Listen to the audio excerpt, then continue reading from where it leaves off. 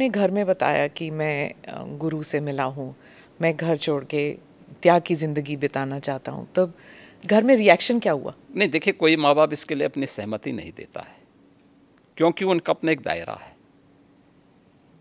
उनका एक दायरा है जो उनका एक सीमित क्षेत्र है। उस सीमित क्षेत्र को, उसी को बंधन कहते हैं। हमारे यहाँ कहा गया ना, मन एवं मनुष्याणाम कारणम बंध मोक्षयो। व्यक्ति के बंधन और मोक्ष का कारण उसका मन है, जो सोचता है कि मैं मेरा परिवार, ये जब भावना आती है ना, तो व्यक्ति उस तक सीमित रहता है और यही उसके बंधन का कारण है। जो उस बंधन को तोड़ करके बाहर निकलता है वही उसकी मुक्ति का माध्यम बनता है, उसके मोक्ष का कारण बनता है। और उस बंधन को जो भी तोड़ेगा, ये बंधन हर एक क्षेत्र में व्यक्ति के जीवन में आते हैं। कष्ट हुआ आपको? विद्यार्थी अगर अपने बंधन को नहीं तोड़ेगा, एक क्लास में ही कहेगा कि नहीं मुझे तो इसी क्लास में रहना क्योंकि मुझे अच्छा लगता है, क्या वो अगली क्लास में जा पाएगा? नहीं जा पाएगा। एक शिक्षक कहेगा कि नहीं मुझे तो जहाँ नियुक्ति मिली है मैं उसी रूप में, या कोई कार्मिक इसी रूप में कहेगा कि मुझे वहीं काम करना है, क्या वह आगे बढ़ पाएगा? नहीं बढ़ पाएगा। उसको एक बंधन तोड़ना होता है। एक क्लास में है, क्लास के बंधन को तोड़ करके अगली क्लास में जाता है, उसका प्रमोशन होता है। तो हर एक व्यक्ति के जीवन में इस प्रकार की स्थितियाँ आती हैं। एक धर्म योगी से आप फिर राजनीति में आए, उस सफ़र के बारे में बताइए। और एक और सवाल मेरे मन में उठ रहा था, जैसे आप बता रहे थे कि एक इंसान जो दुनियादारी और बंधनों से आप निकल चुके हैं, तो उस वैराग्य से आप अगर राजनीति में आते तो उसमें कॉन्फ्लिक्ट नहीं हुआ आप में? देखिए, यही अंतर है। धर्म योगी नहीं, योगी योगी होता है। और मैं एक योगी हूँ। धर्म का मतलब केवल पूजा पद्धति नहीं है, कर्म भी। धर्म एक समग्र जीवन की पद्धति है। धर्म कर्तव्य के पथ की प्रेरणा देने वाला, उस पथ का की ओर अग्रसर करने वाला, आग्रही बनाने वाला एक मार्गदर्शक है। हम उसको केवल पूजा पद्धति तक सीमित नहीं कर सकते। एक योगी के रूप में एक परिवार के बंधन को तोड़ करके समाज के इस विराटता के साथ अपना जुड़ाव हुआ है। इसलिए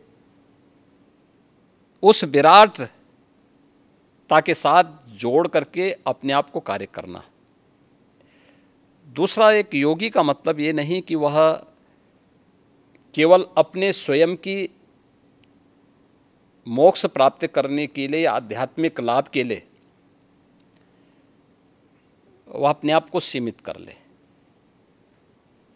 अगर समाज के सामने चैलेंज है, कोई चुनौती है, तो उस चुनौती से जूझने के लिए भी अपने आप को तैयार करें। याद रखना, साधना की जो सबसे पहली पद्धति आती है उसमें सेवा है। भक्ति के मार्ग का भी जो नवधा भक्ति की व्यवस्था की गई है भारत की संतों ऋषियों ने, उसमें पहला मार्ग सेवा है। कोई भी साधक सन्यासी या योगी बनता है तो उसके लिए सेवा के मार्ग का अनुसरण करके ही आगे की दीक्षा का मार्ग प्रशस्त हो पाता है।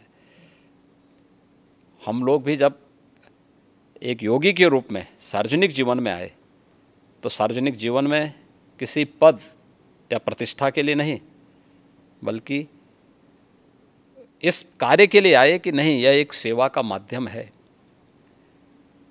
और हम समाज के अंतिम पायदान पर बैठे हुए व्यक्ति की सेवा इस पद पर रह करके अंत्योदय कर सकते हैं, और उसी लक्ष्य को लेकर के व्यक्ति कार्य करता है। जी, मैं फिर से उसी बात पे आऊँगी। जब आप घर छोड़ के निकले थे, अभी हाल ही में हमने देखा एक फ़ोटो आपने ट्वीट किया था और वो वायरल भी हो गया था, जब आप अपने माता से मिलने गए थे। तो उस वक्त आपको कैसा लगा जब आप गए थे? देखिए, मैं कई वर्षों के बाद गया था। जी, मेरे पिताजी का जो है देहांत 2020 में हो गया था। मैं उससे पहले उनसे या उस अपने परिवार के लोगों से कई वर्षों से नहीं मिल पाया था। संजोग से कोरोना कालखंड प्रारंभ हो चुका था, लॉकडाउन प्रारंभ हो चुका था, तो उनके अंतिम संस्कार कार्यक्रम में मैं भाग नहीं ले पाया था। आपके पिताजी के? हाँ। तो मुझे जब गत वर्ष अवसर मिला था तो मैं अपनी माँ से मिलने के लिए ज़रूर गया था। तो स्वाभाविक रूप से एक माँ और पुत्र के बीच में जो संवाद होने चाहिए वही संवाद वहाँ पे हुआ। आप उनके अंतिम संस्कार के लिए नहीं जा पाए, पर जब वो आपसे मिलने आते थे, आप उस वक्त चीफ मिनिस्टर थे, तो वो एक आम नागरिक की तरह आते थे, सीएम के पिता के रूप में नहीं आते थे? नहीं, यहाँ वो कभी नहीं आए। वो मुझसे मिलने के लिए, मेरी एक बार उनसे मुलाकात हुई थी नजीमाबाद में, और नजीमाबाद में मैं एक चीनी मिल के उद्घाटन में गया था। तो भाषण करते हुए मैंने देखा सामने जो है कोई बैठा है, तो मैं पहचान गया उनको। मैंने कहा भी ये तो मेरे पिताजी हैं लगता है। वो सभा के बीच में बैठे हुए थे।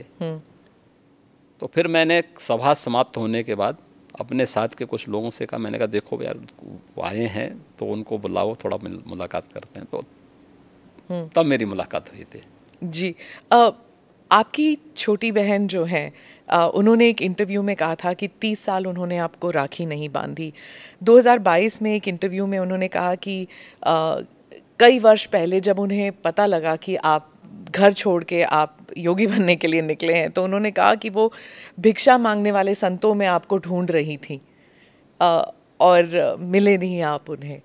बहुत मुश्किल हुआ होगा ना उन्हें? देखिए, इस सब के जीवन में आता है, लेकिन मुझे लगता है कि इन चीज़ों को हमें जो है केवल अपने स्वयं के स्मरण के लिए रखना चाहिए, और स्वाभाविक रूप से सबके जीवन में आता है। कई वर्षों के बाद जो है इस चीज़ें चलती रहती हैं। मुझे लगता है यही जीवन है। मैं एक इंटरव्यू का एक्सर्प्ट पढ़ना चाहती हूँ सर, क्योंकि ये हिंदी अखबार में छपा था और हमारे कई दर्शक हैं जो इंडिया से बाहर रहते हैं, वो शायद उन्होंने पढ़ा नहीं होगा। ये पढ़ के मुझे बहुत कठिन लगा जब मैंने पढ़ा, तो कि कैसे महसूस कर रही होंगी वो। मैं पढ़ के सुनाती हूँ। उन्होंने कहा, योगी के मुख्यमंत्री बनने के बाद कई लोग कहते थे कि आपको शर्म नहीं आती, आप मुख्यमंत्री की बहन हैं और बहन होकर आप चाय की दुकान चलाती हैं, इन हालतों में रहती हैं। मैं उनको एक ही बात कहूँगी, मैं गरीब हूँ, ये मेरा नसीब है। शर्म तब आनी चाहिए जब आप कोई गंदा काम कर रहे हों, किसी के हक का छीन कर खा रहे हों। मैं तो मेहनत करके अपनी गुजर बसर करती हूँ। ठीक बात है।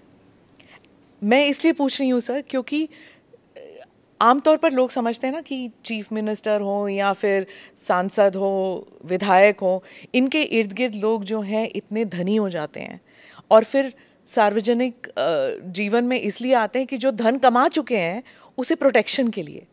और एक ये इंटरव्यू है आपकी बहन का। देखिए, व्यक्ति को कभी भी धन और वैभव संतुष्टि नहीं दे सकती है, और मुझे लगता है कि सबसे बड़ा योगी वह है जो स्वयं की मेहनत से संतुष्ट है, स्वयं के परिश्रम से संतुष्ट है। दूसरों की मेहनत से कुछ प्राप्त करना और फिर उसको छीन लेना, ये तो डकैती है। उसके अलग अलग रूप देख सकते हैं आप समाज में, और मुझे लगता है सबसे निंदनीय कर्म यही है। और यही अंतर है एक योगी और एक सांसारिक मनुष्य में। एक सांसारिक मनुष्य के बारे में शास्त्रों में कुछ बातें कही गई हैं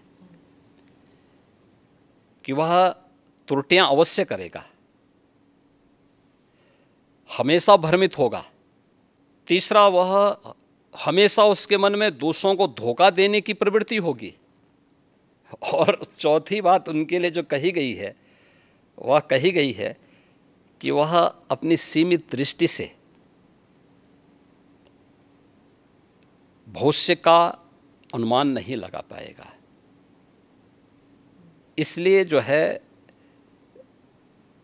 सारा द्वंद्व तो इसी सब का है। पर आपकी तो, जैसे आपकी तो ट्रेनिंग हुई होगी ना, गुरुजी ने आपको सिखाया होगा। मैं क्या कह रहा हूँ ना, लेकिन हम लोग उनका तो कुछ नहीं ना आपके परिवार का। इसीलिए इतनी भाई मैं क्या क्या कह रहा हूँ ना, हर व्यक्ति अपने आप में एक योगी बन सकता है, एक योगी बनने की सामर्थ्य ले सकता है।